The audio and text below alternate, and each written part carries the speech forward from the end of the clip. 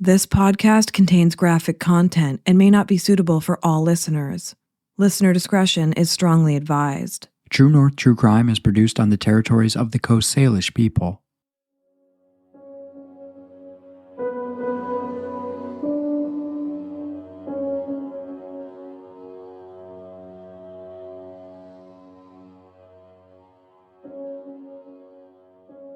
So from what we know and from the story we tell is that they were seeing each other. He was working in the bars and she was working seamstress, prostitute, whatever. There is some suggestion. Someone said that she was cleaning as well. But again, they're all like euphemisms of the day. And so they had this tumultuous relationship. And when it comes to the trial, people actually stand up for Belle and say, no, he chased her. He'd threatened her with a knife. He'd done this. He was physically assaulting her. And so the way I can see, or I frame this, I suppose, is that it was probably a very passionate relationship, but a very volatile relationship.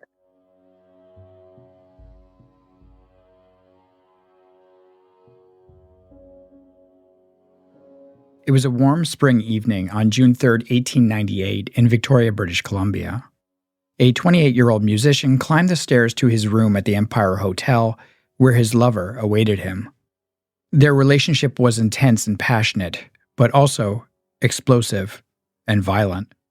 Minutes later, just after 9 p.m., the man was seen running from the hotel, clutching his neck as blood streamed down his slashed throat.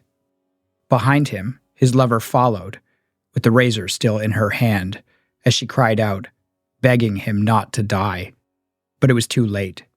The musician succumbed to his injuries on the hotel steps. His lover would later stand trial for murder. But to this day, rumors claim that the spirits of the ill-fated couple still wander the halls of the Empire Hotel, forever haunted by their tragic end. In this episode, we present the haunting at the Empire Hotel, and you are listening to True North True Crime.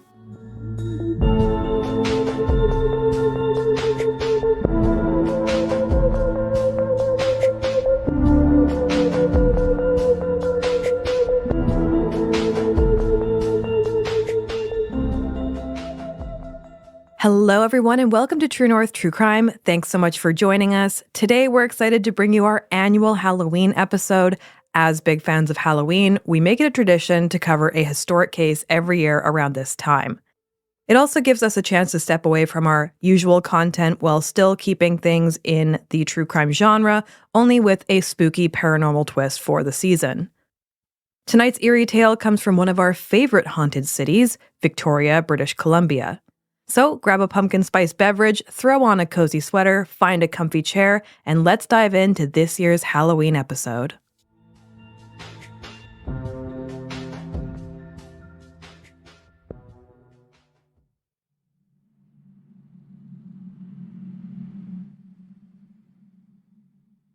So in this episode, we're talking about the murder of Charles Kincaid at the hands of his lover, Belle Adams.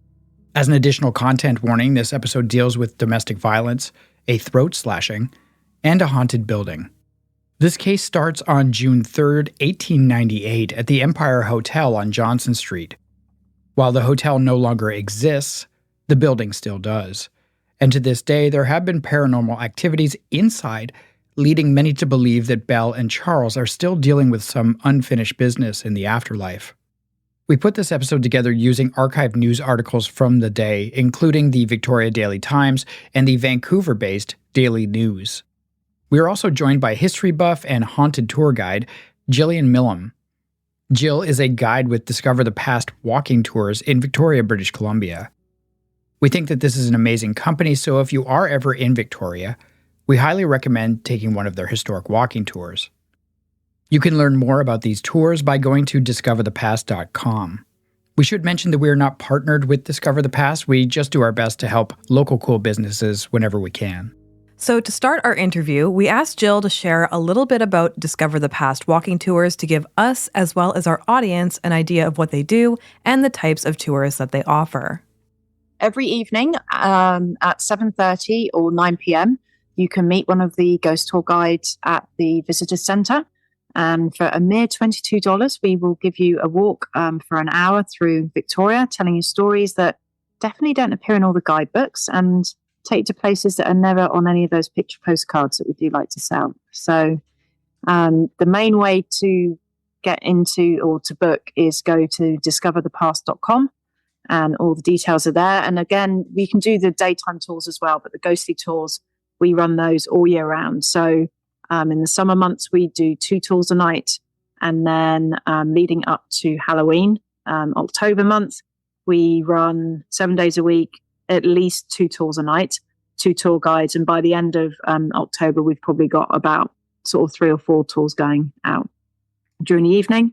And then after October, we drop to Thursday, Friday, Saturday, Sunday, 1 tour a night. And then at Christmas, we pick up again and we do special Christmas ghost tours. Because what would a season be without a ghost tour?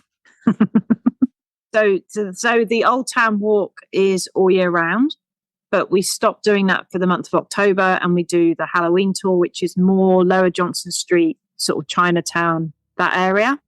And we only do those tours for October. And then we go back to the Old Town Walk, and then the Christmas Walk is kind of the Old Town route, but other stories thrown in that have a Christmas theme. Discover the Past is a family-run business founded by John Adams, who spent many years working in museums and as a historian for the government of BC. He now runs the company with his son, Chris Adams, who is also a fellow history enthusiast and storyteller. Now, interestingly, Gill is actually a former UK police officer. So we know what you're thinking. How does a former UK police officer become a haunted tour guide? And more importantly, how can I get that job? Well, Gill told us a little bit more about the process of becoming a haunted tour guide. And basically, I got into it because I did one of the ghost tours and thought, oh, I could do this. And then after a long sort of humming and hawing, contacted them. And they said, yeah, we're looking for guides. And so I had to send in just a short interview, like a video of me telling a story why I thought I'd be a good guide. And then I had to go and do an interview. And then they had me tell a story of something I'd experienced or a ghostly story, which I was able to do. And then I had to retell one of their stories, which was the Bay Street Bridge collapse, where many people died on Queen Victoria's birthday. So I retold that, and at the end of it, I got the gig. Victoria, British Columbia is located on the traditional territory of the Songhees and Esquimalt nations. Founded as a British settlement in 1843, Victoria began as a Hudson's Bay Company trading post and was named after Queen Victoria. It grew quickly during the Fraser River Gold Rush in 1858 and became an important military outpost for the British Empire. Now, if you've ever visited Victoria, you'll know that it has a bit of a haunted past.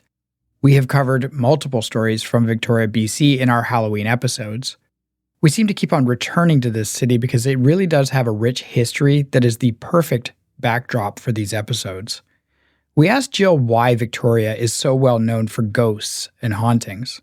It's because, so there's many reasons, basically before, and like this is basically how I start my talk, is before we were discovered, we were never really discovered by the European or Chinese settlers. First Nations were here already, the Lekwungen people, and they lived in the downtown core, and they'd lived for thousands of years.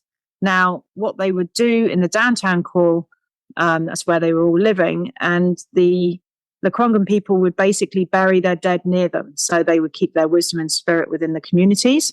So when the European settlers got to Victoria and decided this is where they wanted to kind of start a modern city, they turfed the Lekwungen people out of the downtown core and start building all over the place. But what they failed to realize is they're basically building on a bunch of graveyards. And there's so many buildings in and around sort of like the inner harbour where the Laurel Point Inn, for instance, was a factory that had been built on a graveyard. And as soon as the factory went up, within weeks it burnt down. And the owner's wife, they get up in the night to find the place on fire, and she runs towards the fire. She doesn't walk away from it like most people won't walk away from fire. She ran in towards it, and she was saying that she could see all these like spirits and like sort of devilish things dancing in the flames. And she died about 2 weeks later, and they actually put on her death certificate that she died of fright. And basically, it's they believe the spirits started anything that was built on that land for a very long time. Something always happened to the people that were in charge of the place at that time. either sort of like accidents or deaths or that kind of thing. And the inn at Laurel Point now has been left alone, but there are spooky happenings that happen in the dining area at night. So people hear noises and stuff. But also there's talk of ley lines that go right the way through the middle of Victoria, and the ley lines are the magnetic fields, which again, they think the spirits are drawn to. Also because we're surrounded by water, and the granite apparently again still holds the spirits. So there's many reasons, there's many ideas as to why. And I think because we were it was one of the sort of like the quickest growing sort of like settlements, I suppose, on the island. Everything came here. And so we went through lots of different guises. So we started out obviously with the First Nations living here, then it became European, and sort of like all the people that came with that.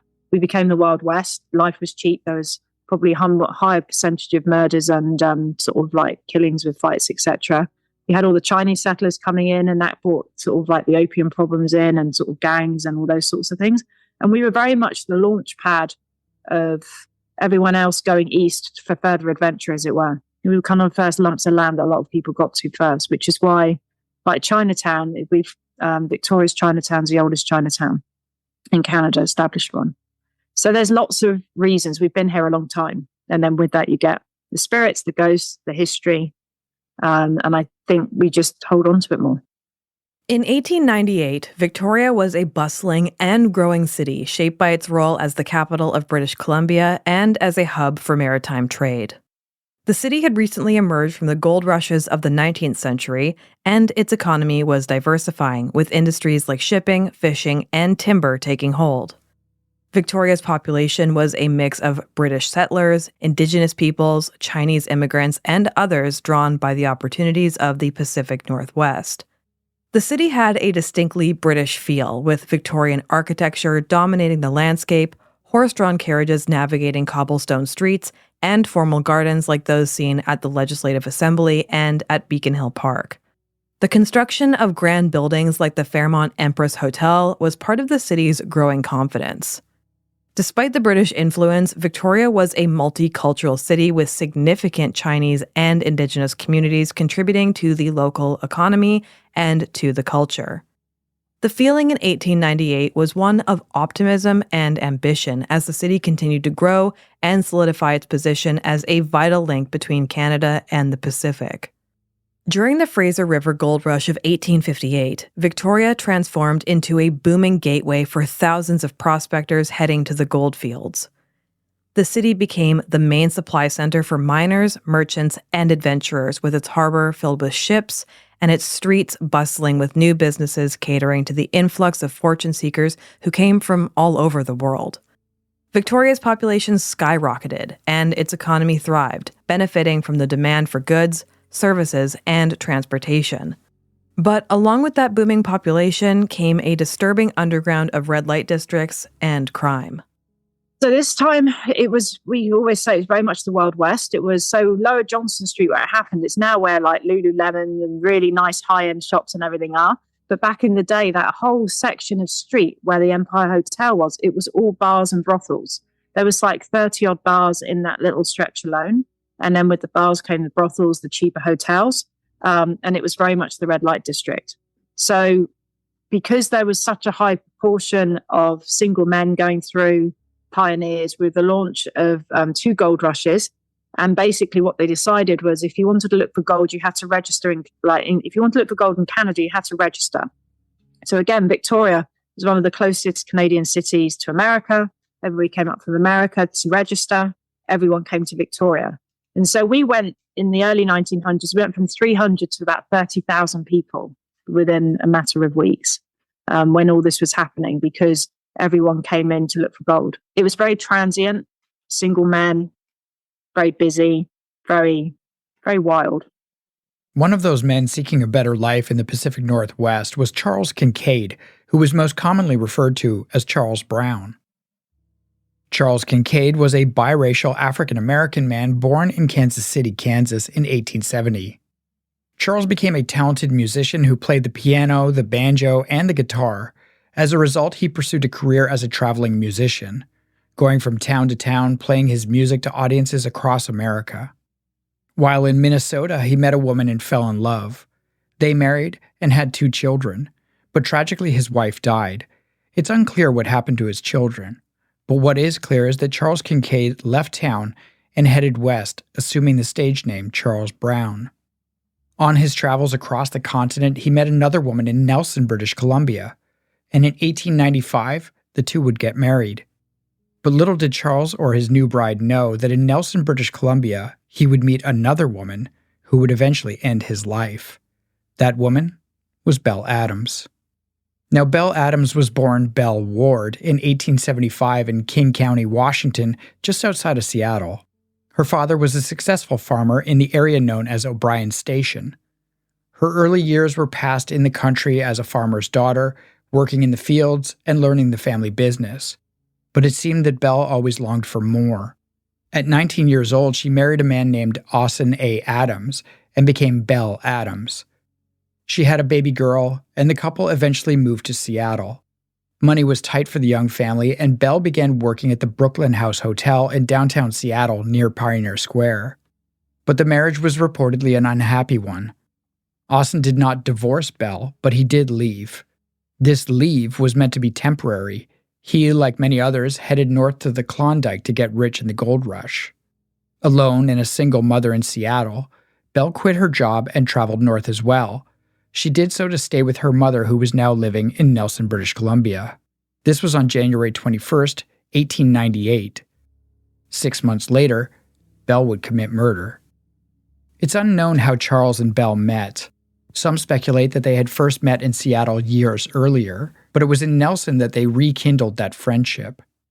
At the time, Nelson was a very small place, and Charles was a charming and handsome musician. He would have stood out in a crowd in Nelson, BC. The two began a fast and passionate relationship. Both Charles and Belle were unhappy in their marriages, and the spark between them burned fast and hot. Belle is also from America. She's in the Seattle area, and she's moved up to be part of the Klondike Gold Rush. But she was it describes it as a very unhappy marriage, and she actually wasn't living with her husband. She was living with her mother for some reason in Nelson, and she meets Charlie, and he says he's going to Victoria, and she decides to abandon her ex-husband, as he will become, and comes down to Victoria to be with him. So they get here at the beginning of 1898, and she pursues him, and they begin a relationship. At the time, Victoria was the land of opportunity. Tens of thousands of people from all over the world had poured into the port town, which made it a great place for two people who were involved in an illicit affair to blend in amongst the crowd. Charles had abandoned his second wife to be with Belle. Belle had left her daughter in Nelson with her mother to pursue a relationship with Charles. Her husband is out of the picture and in the Klondike. Charles and Belle relocated to Victoria without much of a plan.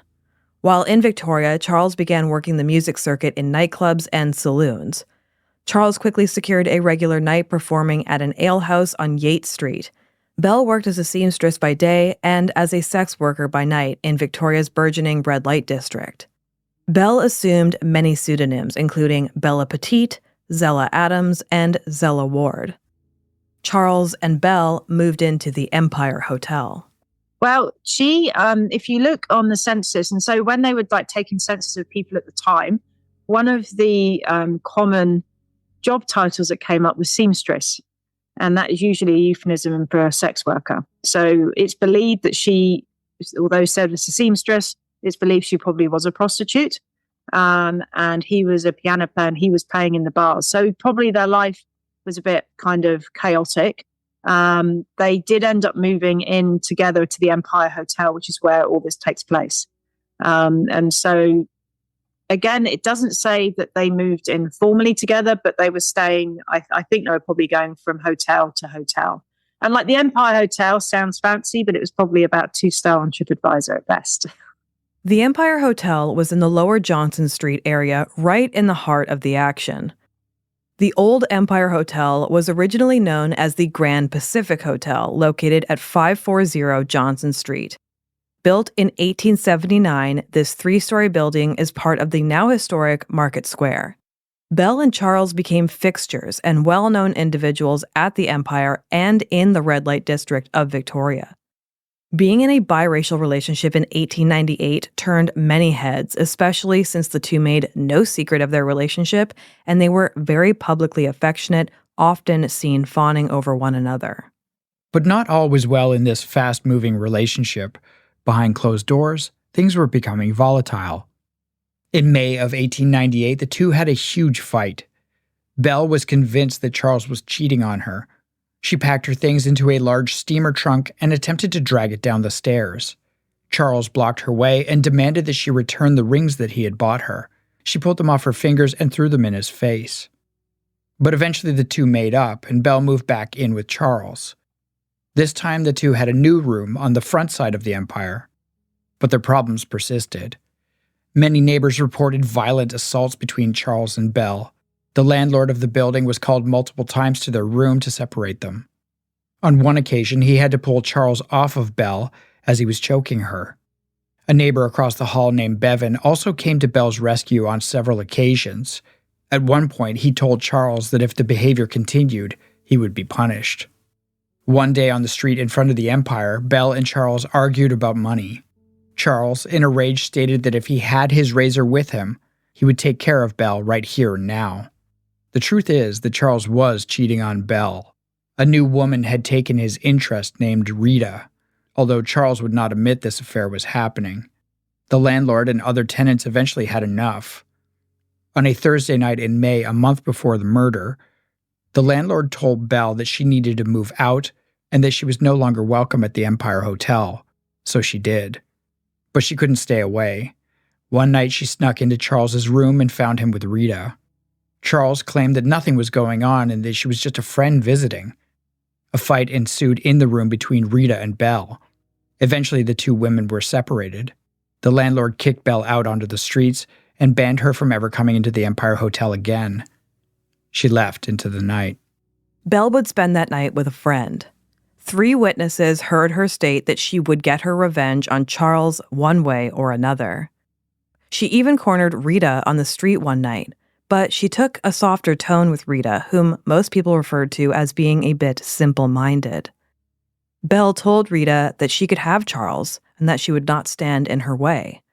Meanwhile, during this week away from one another, Charles sends multiple messages to Belle, begging her to see him again. He told her that they needed to talk.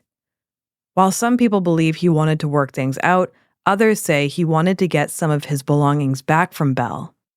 Belle accepted his request to meet him at the Empire Hotel on Friday, June 3, 1898. Just before 6 p.m., Belle, who was banned from the Empire, snuck into the hotel via the back door and made her way up the staircase to Charles' room. The two spoke face-to-face for the first time in over a week, and it did not go well. He really is seeing someone. So she waits at the hotel room and he comes home and she confronts him. And he denies it. Says, no, I'm not having, I'm not seeing anyone else. It's only you, Belle. And then as the argument goes, and they back and forth, eventually he breaks and he admits, yes, he is having an affair with somebody else. And in fact, he's going to leave Belle for this other woman. Now, Belle is distraught. Charlie pushes her to one side and he goes to the sink and he's shaving himself. He says he's going out for the night. He's going to go and see the new woman. Smooths his hair down, puts on a fresh shirt, and off he goes. Belle is devastated. Charles leaves for the night and tells Belle to show herself out, but she does not. Belle stays in Charles's room waiting for 3 hours and allegedly drank until she eventually cried herself to sleep. Charles returns to the Empire just before 9 p.m., and witnesses state that he was in good spirits. Witnesses saw him climb the stairs to his room, and moments later, he'd be dead. She hears the clatter as he comes in and she wakes up and she sees Charlie and she sees red. She jumps out of bed and the argument starts all over again. The neighbors hear it all kicking off. They're arguing again about the fact that he's going to leave her. But then all of a sudden, Charlie turns and he pushes Belle against the wall and he's holding her against the wall. He's got his hand around her throat. He starts beating her. Belle has had beatings from him before, but this time it's different. And she really thinks at this point, he's going to kill her. She doesn't know what to do. She's stuck. She's cornered. She kind of looks left to right. And out the corner of her eye, she sees the razor he'd used earlier. She grabs it, waves it at him, trying to get him away, slashes out towards his throat. But it connects. She said she didn't mean it to connect. All of a sudden, Charlie staggers back. He's got blood all coming from his throat. He pushes her away. She manages to escape. He runs out the door. He goes along the corridor, and the neighbors have never heard a noise like this before. They come out and they see what's going on. They see Charlie clutching his throat, blood spurting everywhere. He gets to the top of the stairs that lead to the sidewalk. He falls down the stairs, and he's falling down the stairs. Belle comes out. No, Charlie, I didn't mean it. No, Charlie, don't. She follows him down the stairs. He's collapsed on the sidewalk. Don't die, Charlie. There he is, in the middle of the sidewalk, dead. Belle collapses, cradling his lifeless body, crying, telling him how much she loved him. And that's how the police found her, just before they arrested her. Charles Kincaid dies in the middle of Johnson Street at just 28 years old, his lover holding on to him after slashing his throat wide open with his own razor blade. We're now going to take a quick break. When we return, we will follow the trial, the verdict, and the hauntings associated with this case.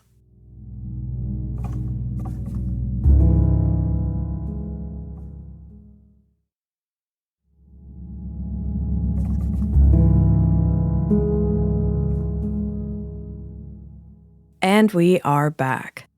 Just before 9 p.m. on the evening of Friday, June 3rd, 1898, a group of bystanders were standing outside of the Empire Hotel. Charles Kincaid came walking up the street seemingly in a good mood. He had on his gloves and cane in one hand. He cheerily saluted the bystanders standing outside the hotel. Witnesses remember his whistling as he made his way up the stairs to his room. Minutes later, these witnesses outside all heard a ruckus coming from one of the upper floors. Suddenly, Charles came running out the front door, clutching his neck with both hands. As blood poured from his wound, he yelled, "Good God, fetch a doctor." He wheeled around in a dazed manner several times before collapsing heavily onto the sidewalk. He struggled to his feet once more and then fell forward onto the ground. Belle followed him holding a white-handled razor blade. A bouncer from the bar across the street pinned Belle against the wall and took the blade from her hand. Belle exclaimed, "Take the razor, I did it." Once disarmed, she ran to Charles and began kissing him on the lips. She was overcome with grief.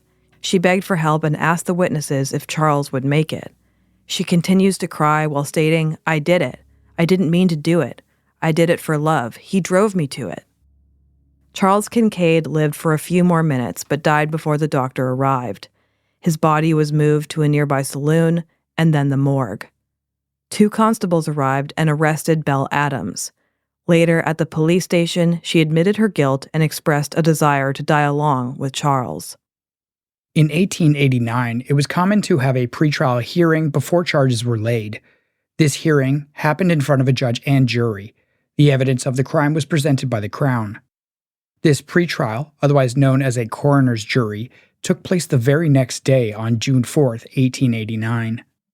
Belle took her place in the prisoner's box wearing a white blouse and plaid skirt with her blonde hair framing her obviously distressed face. The jury had already toured the room at the Empire and viewed Charles's body in the morgue. In the courtroom, they heard testimony of how Kincaid had a wound that went from the back of his neck all the way around to his Adam's apple. At the back of his neck, the wound was 1 inch deep, but as it traveled along his neck, it became 2.5 inches deep, indicating more pressure as the wound was inflicted on the softer area of the neck. After the evidence was presented, Belle did not make a statement. The jury decided to go ahead with charges, stating, quote, "We find that the deceased, Charles Kincaid, 28 years old, came to his death around 9 p.m. on the evening of June 3rd at the Empire Hotel on Johnson Street, from the effects of a cut made to the left side of his neck by a razor in the hands of Belle Adams." And with that, Belle Adams would stand trial for the murder of Charles Kincaid. Leading up to the trial, there were several delays. Victoria in this era was filled with transient individuals. Many of those who were called as witnesses had already left Victoria, some heading north for the Klondike, some returning home to the United States, and others were heading out east for more opportunity. 2 police officers who were summoned to be witnesses had been seconded to guide a Navy ship down the Pacific coast. The Crown struggled to gather all its witnesses like herding cats. Finally, when the trial was set to begin, the judge missed his boat from New Westminster, and so another delay occurred. Despite the delays, the trial began on October 5th, 1898, just 4 months after the murder, which is very fast by modern standards. The courtroom was packed every single day as many in Victoria wanted to catch a glimpse of the woman who murdered her lover with a straight razor. On day 1, the Crown presented their evidence in Regina versus Belle Adams. Their case consisted of many eyewitnesses who watched Charles Kincaid go up to his room only to return with his neck slit. Other witnesses recalled Belle coming down the stairs after him with a bloody razor in her right hand, confessing to the murder and throwing herself on his dying body. In an attempt to prove premeditation, the Crown presented multiple witnesses who pointed to the volatile nature of their relationship, with some stating that they had heard Belle state that she would one day kill Charles. One witness testified that Charles had reported being scared of Belle and what she was capable of. Belle Adams' defense was paid for by her estranged husband, who had returned to Victoria from the Klondike after hearing his wife had murdered her lover. Witnesses recall the two speaking in the jail cell after her arrest. She said very little as the two quietly sat across from each other in the police station. While it appears there was no love lost between the two, clearly Austin A. Adams felt some obligation to at the very least give the mother of his child a chance at a proper defense. The defense strategy was simple: self-defense. They presented several witnesses who stated that Belle had been in an abusive relationship that had proved violent on many occasions. On October 10, 1898, Belle took the stand in her own defense. The courtroom was packed and described by one reporter as crowded to the point of suffocation. Belle told her side of the story, that she had waited for Charles to come home that night. She said that between 6 p.m. and 9 p.m., she folded some of Charles's clothing and tidied his room. She also organized some of his music.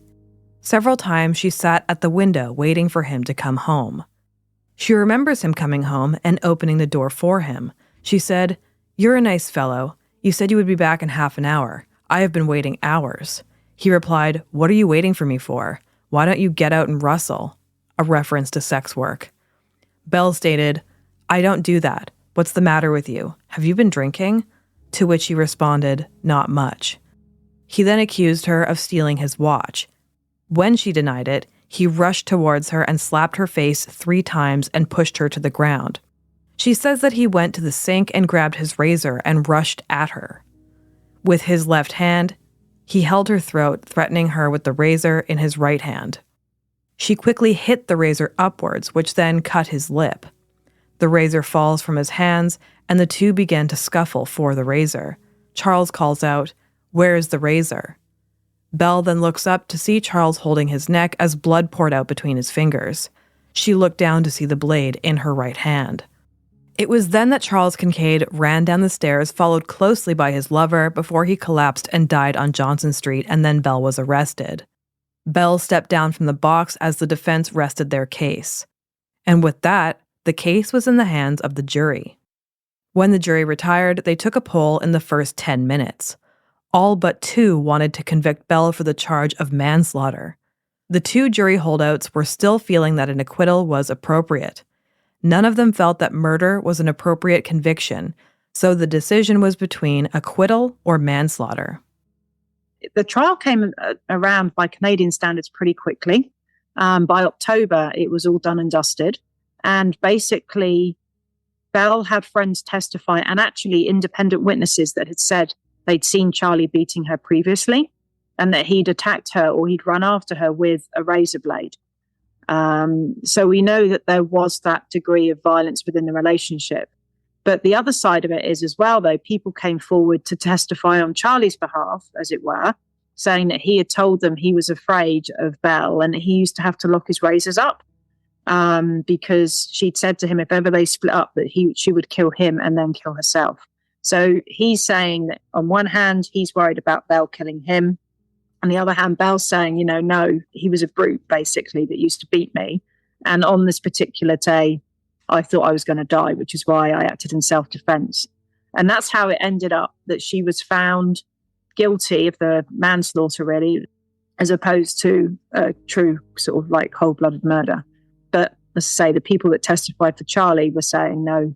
He said previously he had been worried about this. So at the end of the trial, the police, one of the interesting things for me is that the police say that the room is fairly untouched, that there isn't, it isn't like, furniture and everything's been thrown around, this kind of thing. It's a fairly tidy scene, as it were. So that's the only thing that flies in the face, obviously, of what Belle is saying. Did she just get up and slash him straight away? Was it that he pushed her straight against the wall, so there wasn't anything kind of messed up? We don't know. The jury believed some of Belle's version of events. They did believe that she was in an abusive relationship with a violent man who had in the past done her harm. However, they also stated that Belle knew the kind of man she was living with, giving her some of the responsibility for the abusive relationship. While they believed there was a fight and that she acted in self-defense, they questioned the severity of the wound. In their deliberation, they pointed to the perfect and exact line of the cut across Charles's throat. In their opinion, Charles was cut when he was not looking. They believed it to be a surprise attack. The mixed verdict settled on this being a crime of passion. The jury stated that Kincaid's actions had raised all that was vicious inside of Belle Adams and that his death was the natural outcome. On October 12, 1898, Belle was found guilty of manslaughter with a strong recommendation for mercy. On October 13, 1898, Belle was sentenced to 5 years in federal prison. The judge, too, believed that Belle had received such provocation that the murder was a crime of passion. The judge considered the jury's request for mercy. In passing his sentence, the judge wanted to give deterrence to others that they cannot simply kill their lovers. He also wanted Belle to be removed from society to reflect on what she had done and to keep the community safe. 5 years was his final decision, and it was not appealed by the Crown or the defense. There was no federal penitentiary in British Columbia that could accommodate a female prisoner. So Belle was sent by train to Ontario to do her time in the Kingston pen. But before she left, she had a visitor. While Belle was on trial for the murder of Charles Kincaid, Belle's estranged husband, Austin A. Adams, had filed for divorce in Washington. His argument was that his wife was a felon. The judge agreed with Austin and granted him the divorce as well as the custody of their child. On the day that Belle was set to leave Victoria to head to an Ontario prison, she was presented with these divorce papers, and with that, she headed east by train. Years later, after finishing her prison sentence, Belle would return to Victoria to little fanfare or recognition. I think it's a sad tale. I mean, she left, obviously, like it said, she wasn't happy in her marriage, but the fact that she left a kid quite happily to follow Charles, she's kind of infatuated, and she was very unhappy in her life. And she came here, I think, thinking she may find happiness, and she didn't. So I think she's quite a tragic character. She ends up coming back to Victoria after she gets released from Kingston.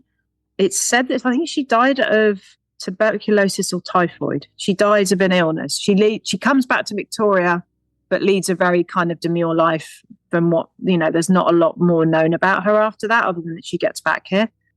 But she leads a very demure life. Doesn't return to her kids. So somewhere out there was a kid left by mum who thought she was going to have a better life or more exciting life. It's kind of what we see.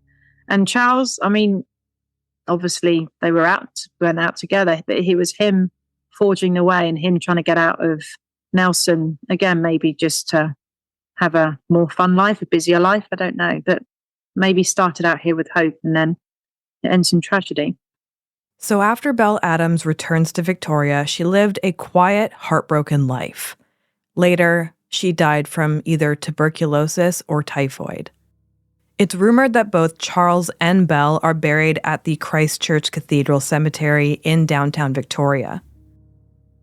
But there have been sightings of the two since then. It appears that their tumultuous relationship continues even in the afterlife. The Empire Hotel ceased operating as a hotel in the early 1980s. The beautiful historic building was renovated into a small office block with stores on the first floor. Ironically, it was a divorce attorney who opened his office at the Empire who first reported hearing things.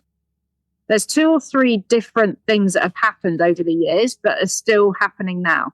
So he says the incidents have been reported by people that work in the offices that are presumed to be Belle and or Charlie. The main sort of area where their room was becomes a divorce lawyer's office, which is quite funny.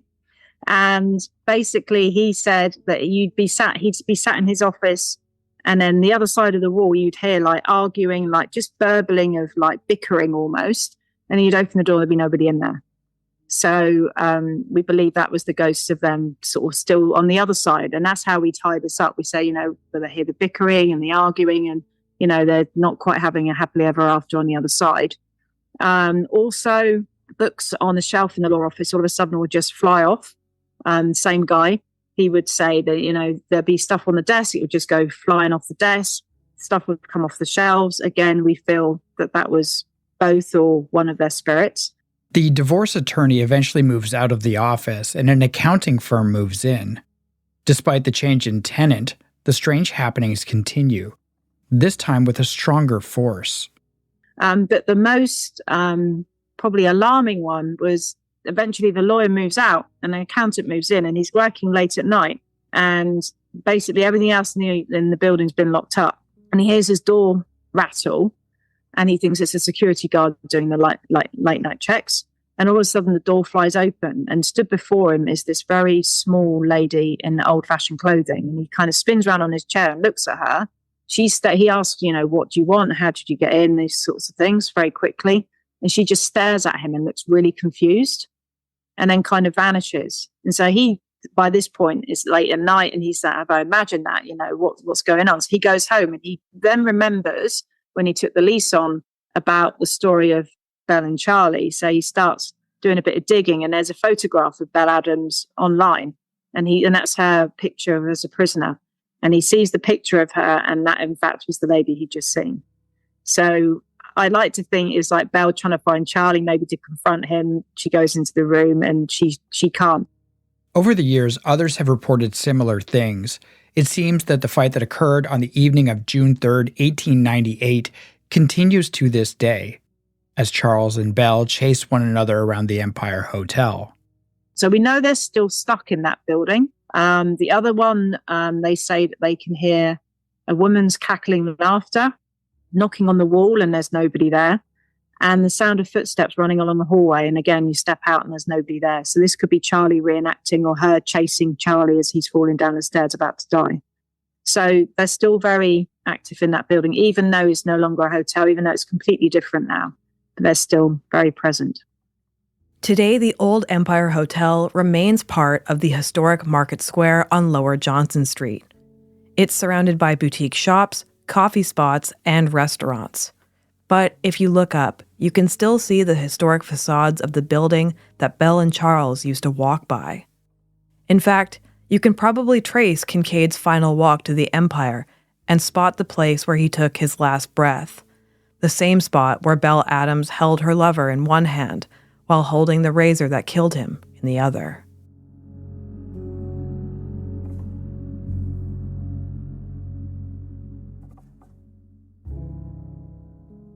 We want to thank Gill Millam from Discover the Past Tours for helping us out with this episode. We appreciate your expertise on this case. We will link how you can check out a tour with Discover the Past in our show notes, and please be sure to share your experience with us if you take a tour. We know many of our listeners have spent time in Victoria, so let us know if you've had a paranormal experience there, or in any town for that matter. We would love to hear your story. We hope you enjoyed this special Halloween episode of True North True Crime. We wish you all a spooky and safe Halloween season. If you have a case suggestion for us, you can send it to truenorthtruecrime@gmail.com. We do prioritize cases that come from family members or close contacts of a case. If you want more True North True Crime, you can subscribe to TNTC Plus on Apple Podcasts or on Patreon. For $5 a month, you receive early release episodes on Mondays instead of Thursdays, ad-free listening, and monthly bonus content. You can also try TNTC Plus with a 7-day free trial on Apple Podcasts. We will see you soon with a new episode of True North True Crime. So until then, stay scary, everyone.